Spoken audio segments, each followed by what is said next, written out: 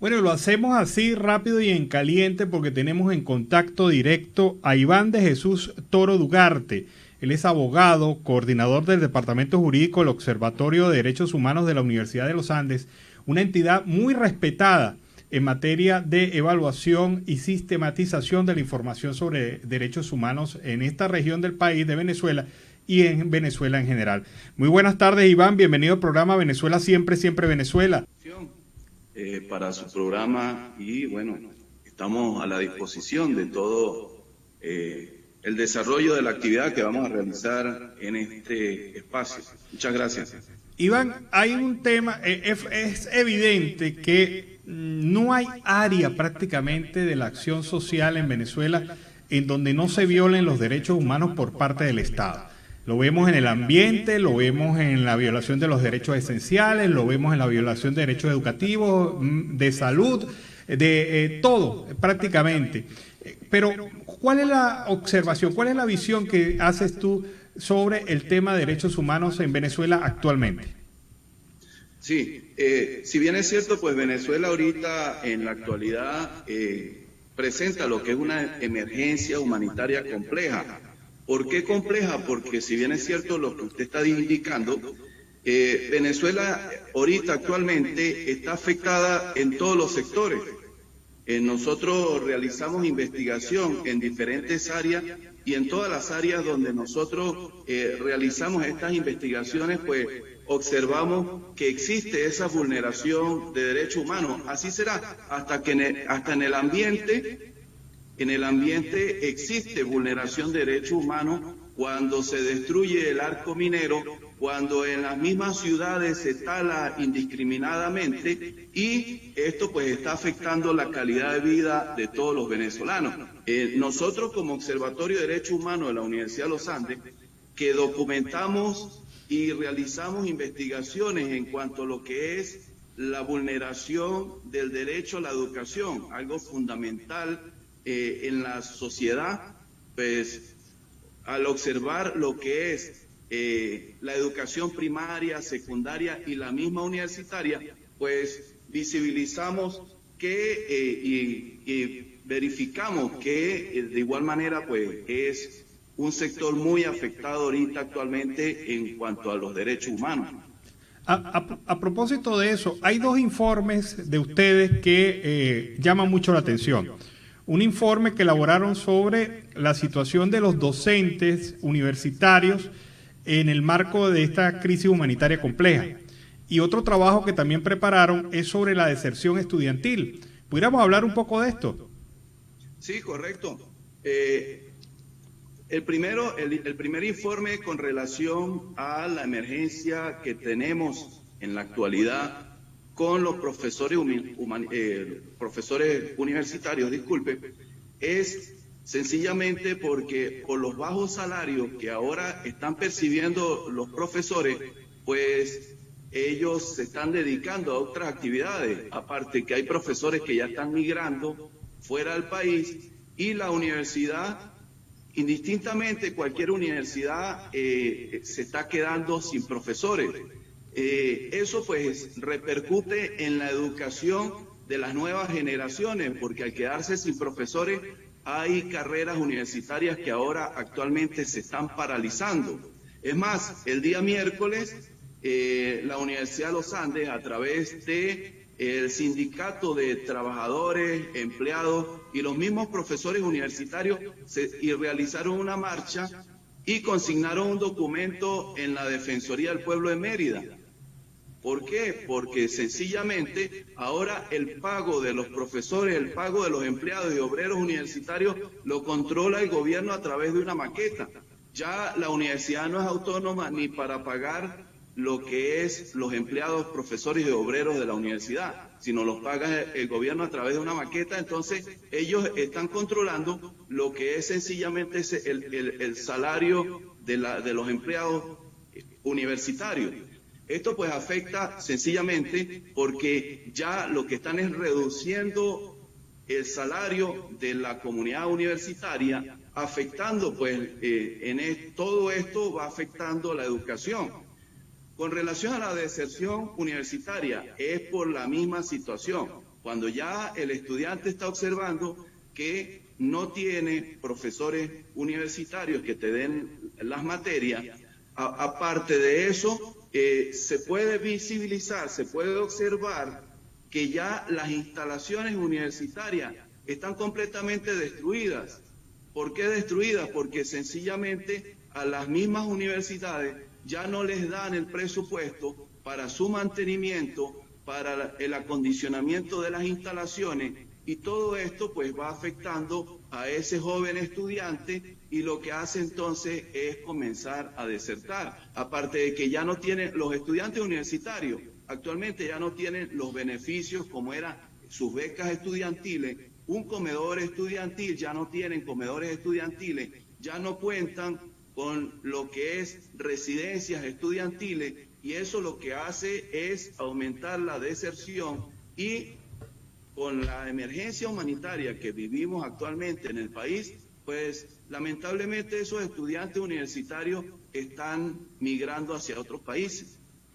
Hay otro aspecto que también viene avanzando, y es en la Asamblea Nacional, la nueva ley de universidades. ¿Qué opinión tienen ustedes sobre lo que se ha conocido hasta el momento que impone esa nueva ley de universidades? Sí, ese proyecto de la ley de cooperación lo que va a traer es un control hacia lo que es las organizaciones no gubernamentales. ¿Por qué? Porque el proyecto de esa ley lo que está indicando es primeramente que las organizaciones no gubernamentales se tienen que registrar y se tienen que regir por lo que indique el gobierno.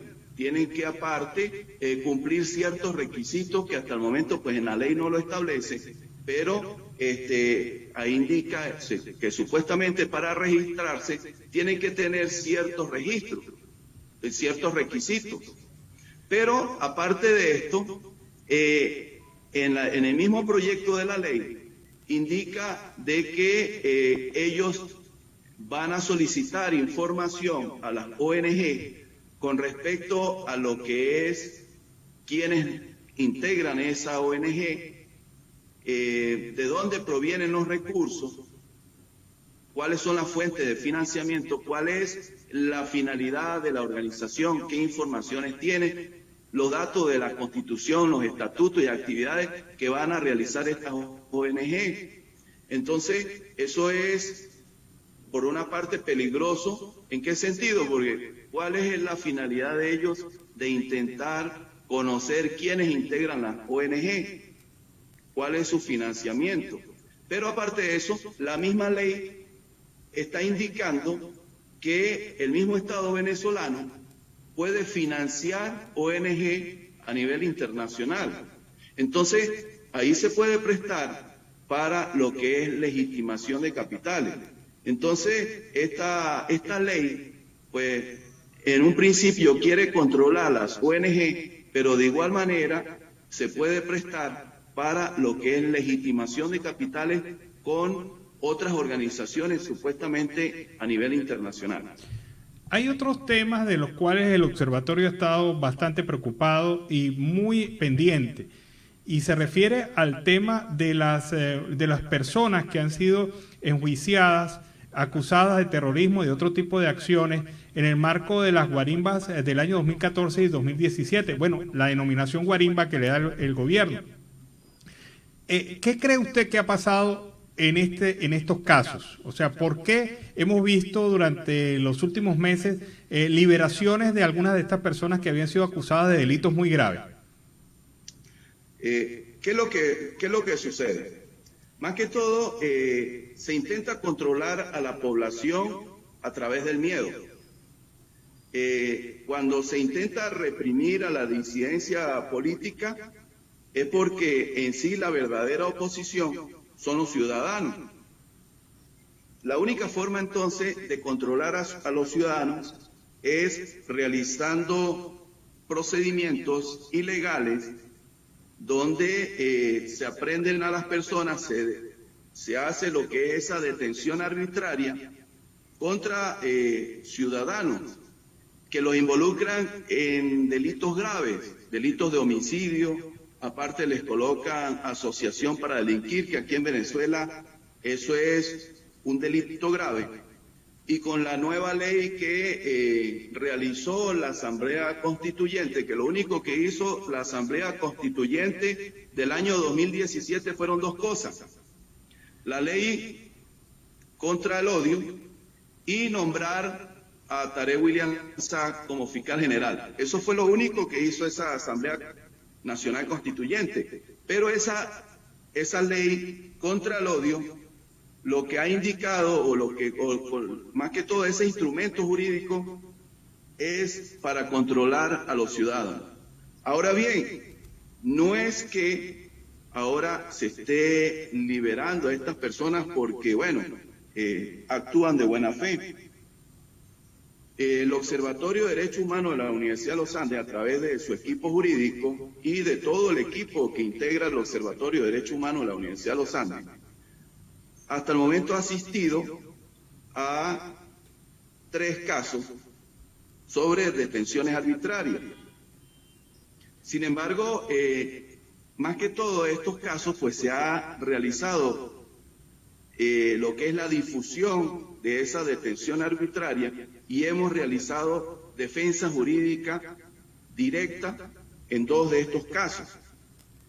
En principio, pues observamos que con pruebas ilegales, con pruebas infundadas, se practican la detención de personas y con esas pruebas, pues el Ministerio Público presenta acusaciones y posteriormente se procesan las personas en los tribunales, donde duran X cantidad de años privadas de libertad.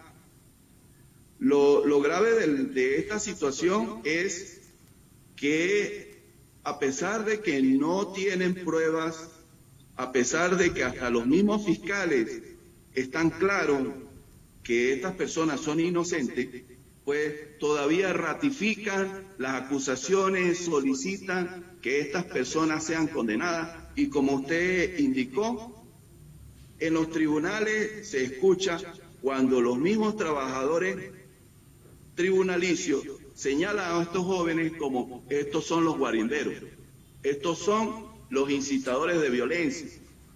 Y con ese estigma, pues los jueces y los fiscales pues generan esas actitudes en contra de estos jóvenes para mantener esas detenciones arbitrarias.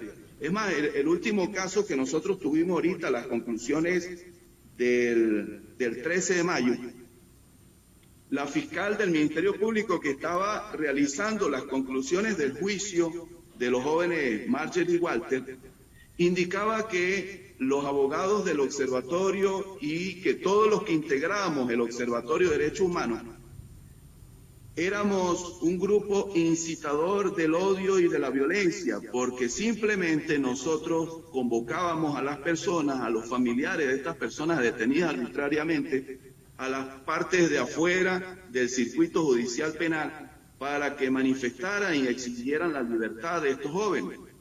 Para la fiscal del Ministerio Público eso era un grupo de odio, un grupo violento, un grupo incitador, terrorista, porque esa fue la expresión que la fiscal indicaba en las audiencias de juicio. Sin embargo, entonces, simplemente porque una persona manifieste y proteste y visibilice que se le están violando sus derechos humanos, simplemente ya es catalogado como incitador al odio y es una persona violenta para algunos funcionarios públicos. Uno dice, en un país donde existiera el Estado de Derecho, estos funcionarios ya deberían haber sido sancionados por haber generado estas acusaciones infundadas, estas detenciones arbitrarias. Sin embargo, vemos que en Venezuela esto no ocurre. Pero finalmente, ¿quién le paga estos 6 años, estos 4 años, estos 3 años detenidos a muchos de ellos, en donde se perdieron su vida, se perdieron oportunidades, se perdieron muchas cosas? ¿Quién resarce eso? Pues sí, si bien es cierto, la Constitución de Venezuela establece lo que usted está indicando, que una persona que se le vulneren sus derechos tiene derecho para que se le resarce los daños. Pero eso es letra muerta en nuestra Constitución Nacional. Sin embargo, pues el Observatorio de Derechos Humanos de la Universidad de los Andes ya está elaborando las peticiones ante la CIDH para presentar estos casos de estos jóvenes, porque no solamente resarcir el daño, porque nosotros que atendemos directamente a estas personas que salen de estos centros de detención, escuchamos los testimonios de ellos y a veces es sorprendente escucharlos cuando indican que fueron sometidos a torturas, a tratos crueles, jóvenes que de repente detenidos y lo trasladan hasta un centro de detención, suponiendo como el caso de Walter, lo trasladaron hacia un centro de detención ubicado en un páramo merideño, donde las temperaturas pueden llegar hasta 4 o 5 grados, si desprovisto de indumentaria para refugiarse del frío, desprovisto de cobijas para abrigarse, y así él duró prácticamente un mes y alejado de la familia. Entonces, ¿quién le resarce el daño a estos jóvenes? Salen afectados psicológicamente. Es más, el Observatorio de Derechos Humanos de la Universidad de los Andes ahora tiene o cuenta con un servicio de un psicólogo, porque afecta a estas personas, salen tan afectadas que nosotros nos vimos en la necesidad de contratar un psicólogo para que atienda no solamente a estas personas que fueron detenidas arbitrariamente, sino hasta a los familiares y hasta nosotros mismos, porque nosotros asistíamos a las audiencias de juicio donde supuestamente íbamos a hacer una conclusión y ya llegamos, como decir, animados para hacer las conclusiones de este juicio, y la juez simplemente salía, indicaba: hoy no vamos a hacer conclusiones del juicio, hoy incorporo una prueba documental y será hasta dentro de 8 días. Y a los 8 días siguientes utilizaba esa misma técnica procesal para ir postergando esas detenciones arbitrarias. Entonces, hasta el mismo equipo del Observatorio de Derechos Humanos de la Universidad de los Andes, pues empezamos a vernos afectados por esa actitud de ese operador de justicia, y tuvimos que buscar entonces la ayuda de un psicólogo para ayudar también a estos jóvenes que están saliendo de esas detenciones arbitrarias y a los familiares. Bueno, muchas gracias, doctor. El doctor Iván de Jesús Toro Ugarte, abogado coordinador del Departamento Jurídico del Observatorio de Derechos Humanos de la Universidad de los Andes. Muchísimas gracias por haber estado en nuestro programa. Gracias a ustedes por la invitación, y bueno, será hasta otra oportunidad. El Observatorio de Derechos Humanos, pues de igual manera pueden ingresar a nuestra página, a los radioescuchas, para que observen nuestro trabajo, y de igual manera, como nosotros somos parte de la Universidad de los Andes, dictamos diplomados para las comunidades, para que se eduquen con relación a derechos humanos.